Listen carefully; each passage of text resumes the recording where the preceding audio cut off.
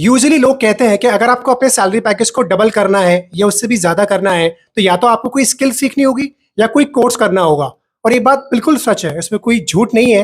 लेकिन इनके अलावा भी कुछ ऐसी 1-2 क्वालिटीज़ हैं, जो अगर आपके अंदर हैं, तो आप अपने सैलरी पैकेज को डबल या उससे भी ज़्यादा कर सकते हो। तो इस वीडियो में मैं आपको इन 2 क्वालिटीज़ के बारे में बताऊँगा। अगर ये क्वालिटीज़ आपके अंदर हैं और नहीं है, तो अगर आप इसको इनकलकेट कर लेते हो, तो आप अपने सैलरी पैकेज को डबल कर सकते हो इजीली।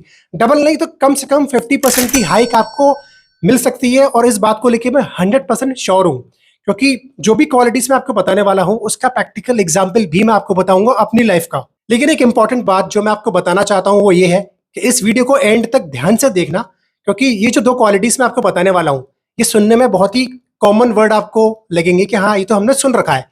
लेकिन उससे फर्क नहीं पड़ता कि आपने कितने कॉमन वर्ड्स सुन रखे हैं, क्योंकि मैं आपको इन कॉमन वर्ड्स की पावर बताऊंगा, प्रैक्टिकल एग्जांपल बताऊंगा कि कैसे मैंने उसको अपनी लाइफ में खुद देखा है प्रैक्टिकली, कि कैसे इस इन क्वालिटीज की वजह से लोगों ने अपने सैलरी पैकेज को डबल किया है या उससे भी ज्यादा किया है। तो फर्स्ट क्वालिटी या पहला ट्रेट जो आपके अंदर होना चाहिए, और अगर नहीं है तो उसको इनकलकेट कर लो अपने अंदर, और वो ये है कि अपने आप को अंडर एस्टिमेट मत करो, specially during the time of interview.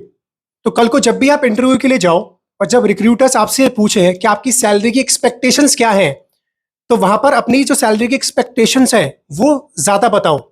For example, आप किसी भी पोजीशन के लिए गए हो और जो भी आपका एक्सपीरियंस है, आपको लगता है कि इस डेजिग्नेशन के हिसाब से, इस में और मेरा जो एक्सपीरियंस है उसके हिसाब से मुझे 50,000 पर मंथ यहाँ मिलना चाहिए, या मार्केट में मतलब इतना ही मिलता है इस पोजीशन पर और इतने एक्सपीरियंस के बाद। तो आई वुड से कि आप 50,000 पर मंथ मत बताओ, आप बोलो कि मुझे 80,000 पर मंथ चाहिए या 70,000 पर मंथ चाहिए। अब आप बोलोगे कि मैं कैसे 70,000 या 80,000 की डिमांड कर सकता हूँ, क्योंकि मार्केट में 50,000 मिलता है इस डेजिग्नेशन का और इतने एक्सपीरियंस के बाद। अब मैं आपको इसका प्रैक्टिकल एग्जांपल बताता हूँ। काफी साल पहले जब मैं जॉब करता था, तो एक ऑर्गेनाइजेशन में मैं जॉब करने के लिए गया, तो वहां पर रिक्रूटर्स ने मुझसे पूछा कि आपकी सैलरी की एक्सपेक्टेशंस क्या है। तो मैंने बोला 40,000 पर मंथ। फिर उन्होंने मुझसे नेगोशिएट किया कि नहीं, अभी हम आपको इनिशियली इतना नहीं दे पाएंगे, थोड़ा कम करिए एंड ऑल। तो मैंने बोला ठीक है, 35,000 दे दो भाई। तो वो मान गए उसमें, वो बोले डन, ठीक है। अब जब मैंने वो ऑर्गेनाइजेशन ज्वाइन करी, तो मैंने देखा जो मेरे कॉलीग्स थे, कई सारे ऐसे कॉलीग्स थे जिनकी सैलरी मुझसे ज्यादा थी, जबकि उनकी क्वालिफिकेशन और उनका एक्सपीरियंस मुझसे कम था। और ऐसे कोई एक नहीं था, ऐसे कई सारे लोग थे जिनकी क्वालिफिकेशन या जिनका एक्सपीरियंस मुझसे कम था, कोई मुझसे ज्यादा बेहतर नहीं थे, बावजूद उसके उनका सैलरी पैकेज ज्यादा था। और ऐसे वहाँ और भी लोग थे जो काफी डिजर्विंग थे, अच्छा एक्सपीरियंस था, अच्छी नॉलेज थी, लेकिन उनका सैलरी पैकेज कम था।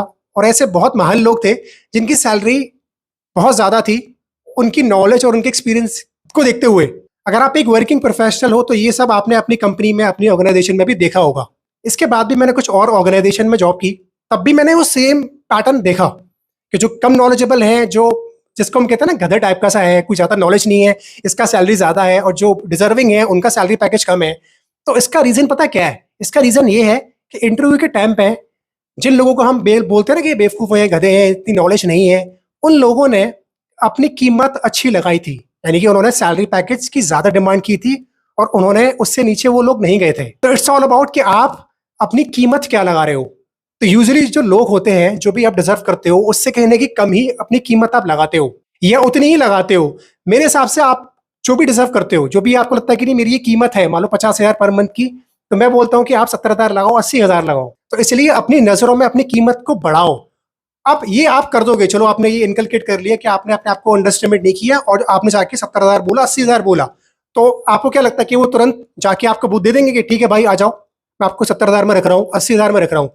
अब इसके लिए आपको कहीं ना कहीं एक नेगोशिएशन आपको करना आना चाहिए, यानी कि इसके लिए आप नेगोशिएशन स्किल्स को सीखो, सेल्स स्किल सीखो। अब आप बोलोगे आप तो कह रहे थे कोई स्किल सीखने की जरूरत नहीं है। ये कोई वैसे स्किल नहीं है जिसका आप कोई कोर्स करोगे, ये कुछ ऐसा है कि इसके बारे में आप बेसिक्स जान सकते हो कि नेगोशिएशन जो स्किल होती है वो क्या होती है, किस तरीके से नेगोशिएट किया जाता है। सेल्स स्किल्स के थोड़ी बेसिक्स जान लो, प्लस कम्युनिकेशन स्किल्स बहुत इंपॉर्टेंट है। कम्युनिकेशन स्किल्स भी आपकी बेहतर होनी चाहिए।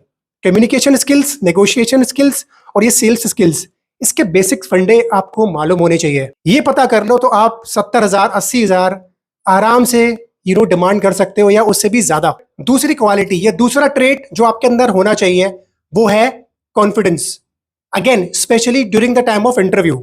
इंटरव्यू के टाइम पे अपने कॉन्फिडेंस को शो करो। अगर आपने जरा भी ये शो किया कि आप अंडर कॉन्फिडेंट हो, तो आपके चांसेस है कि आपको सेलेक्ट नहीं किया जाएगा। सैलरी पैकेज ज्यादा मिलने की बात तो बहुत दूर की बात है।